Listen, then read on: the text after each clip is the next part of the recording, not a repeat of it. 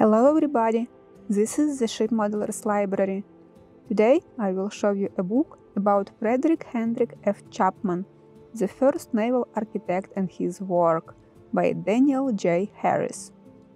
Frederick Hendrik F. Chapman, the son of English naval officer who entered Swedish service, is a figure of paramount importance in the history of shipbuilding and naval architecture. To anyone interested in the development of the sailing ship drawings called Architectura Navalis Mercatoria, and in general way he is often credited with being the first scientific shipbuilder and, in effect, the prototype of naval architect.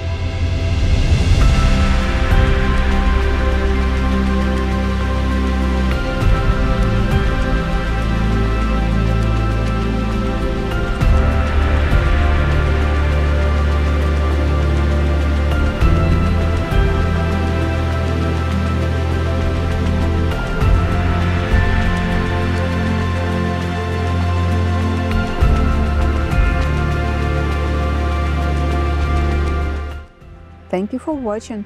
Let me know in the comments section below which book would you like to flip through in the next edition.